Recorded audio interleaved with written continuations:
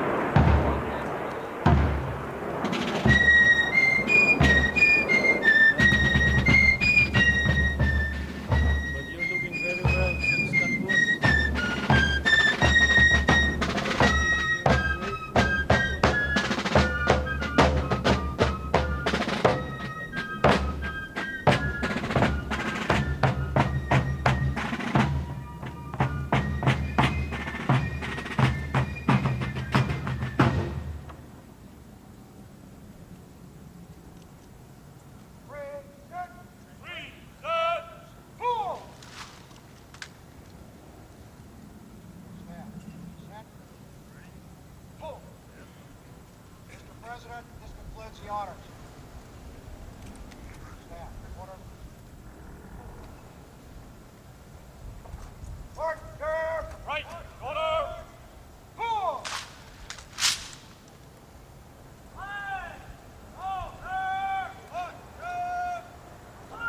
Out. Order. Halt.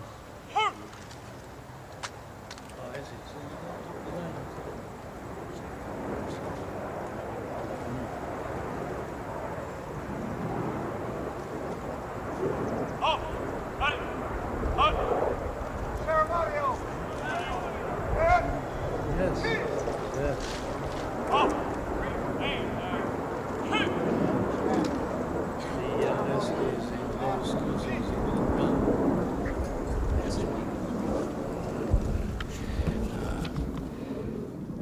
Mr. President, Mrs. Marcos, it gives me special pleasure to welcome you to the United States.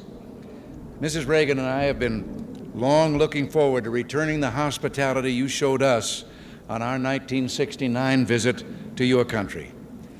Our two peoples enjoy a close friendship, one forged in shared history and common ideals. In World War II, Americans and Filipinos fought side by side in the defense of freedom, a struggle in which you, Mr. President, personally fought so valiantly. The values for which we struggled, independence, liberty, democracy, justice, equality, are engraved in our constitutions and embodied in our people's aspirations. Today, our ties remain strong, benefiting each of us over the full range of our relations. Politically, we tend to view many world issues the same general way. Yours, Mr. President, is a respected voice for reason and moderation in international forums. The Philippines, with its ASEAN partners, has taken the lead in search for self-determination for the people of Kampuchea. In that vein, let me also pay tribute to you and Mrs. Marcos' personal leadership and commitment to the care of refugees in Southeast Asia. Under your direct sponsorship, the Philippines Refugee Processing Center has become a model of its kind in encouraging the development of self-sufficiency and the restoration of human dignity. The Philippines and you, Mr. President, play an important role in addressing the problems of economic development in the world. At Cancun, we made a new start toward a more effective and practical dialogue and improved cooperation among industrial and developing countries. Your leadership in that area, Mr. President, is vital and widely respected. Under your leadership at home, the Philippines can boast a record of solid economic growth over the past decade, attributable in significant part to its hospitable attitude toward free enterprise and private initiative. Your country's dedication to improving the standard of living of your people is an effort in which we've been delighted to participate through bilateral and multilateral economic assistance. Your continuing interest in better nutrition has led the Philippines to achieve self-sufficiency in food grain production. You can also point with pride to the success of your rural electrification program, now bringing benefits to an increasing number of remote regions. And I find it a matter of personal satisfaction that your country and my home state of California are both pioneers in developing geothermal power to replace expensive energy imports. The United States remains the Philippines' leading trading partner, and American firms are the largest foreign investors in your country, reflecting their confidence in your progress and prospects for economic growth. We have welcomed the growing two-way trade between our nations and have been pleased that we've been able to keep our markets for the products of your growing manufacturing and industrial sector the most open of any country in the industrialized world. America considers itself especially fortunate to have nearly 1 million persons of Filipino heritage now residing in our country. They bring with them their energy and their talents, and they contribute enormously to the rich diversity of American society. Similarly, thousands of Americans, enchanted by the beauty of your nation and by its people, have chosen to live in the Philippines. Our security relationship is an essential element in maintaining peace in the region and is so recognized. This relationship, one of several we have in the Western Pacific, threatens no one but contributes to the shield behind which the whole region can develop socially and economically. Mr. President, under your leadership, the Philippines stands as a recognized force for peace and security in Southeast Asia through its bilateral efforts and through its role in ASEAN, which is the focus of our regional policies in Southeast Asia. Mr. President, Mrs. Marcos, the United States deeply values its close friendship and alliance with the Philippines. We seek to use this visit to further strengthen our ties with your country. Nancy and I are personally delighted that you're here, and we say welcome to the United States, welcome to our national home.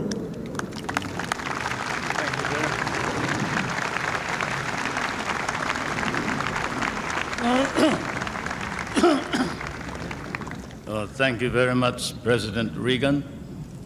Mrs. Reagan, members of the Cabinet, distinguished guests, my friends.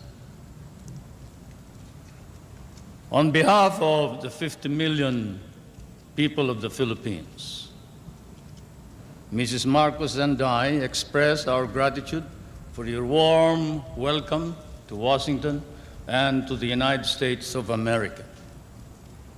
This great and beautiful city, that is one of the few cities that was built as the capital for a great nation,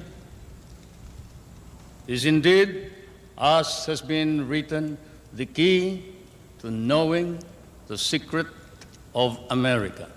And this house of the American people, an American frontier that never vanishes. Your beautiful city with its grand memorials, its monuments, its walks, is indeed a city that memorializes the great achievements of your people for the past 2 centuries. But more than that, it keeps offering to the enterprising and the talented, the courageous and the strong, the rewards of effort and of initiative. At the same time, as I stand here on American soil, I realize that I stand on what may be the center of the government of the United States of America, here where, as I have often stated, the future is being born. The future is being born depending upon the man who is in the White House.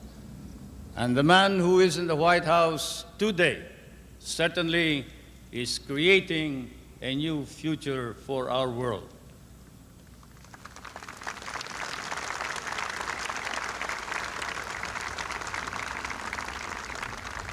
For Mr. President, I come from that part of the world wherein the poorest of the world's population live. I come from that part of the world that cherishes an image of America with its ideals, its dreams, its illusions. I come from the Philippines, a part of Asia, which has been molded along the principles of American democracy. We learned to love these ideals and principles, and we lost 1 million of our people fighting for them in the last war. We have always stood by these ideals. We shall continue to do so, whatever may be the cost, at the risk of our fortunes, our lives, but more important of all, our honor. We stand for the ideals of democracy that is our legacy from the United States of America.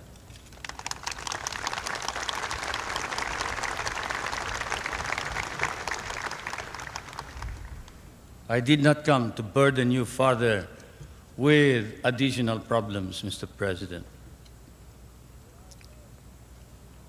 For I know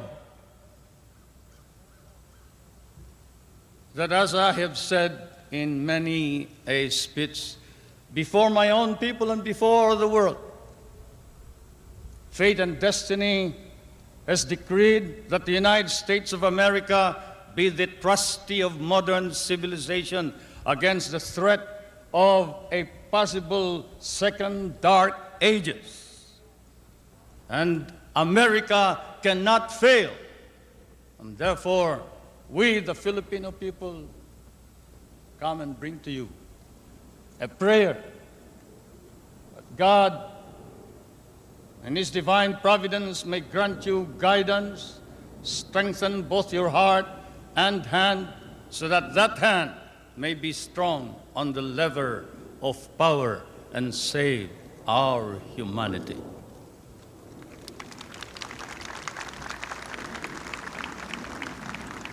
If America fails, then the world is lost.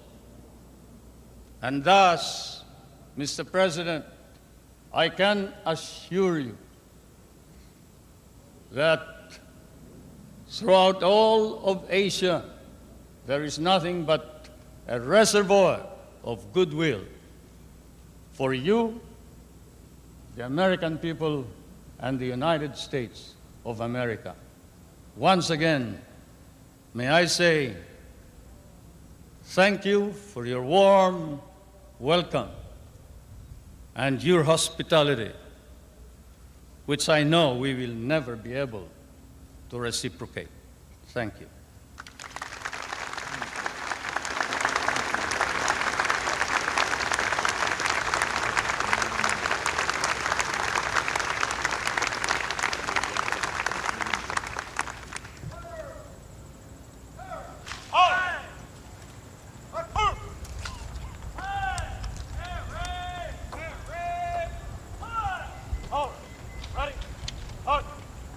Thank you.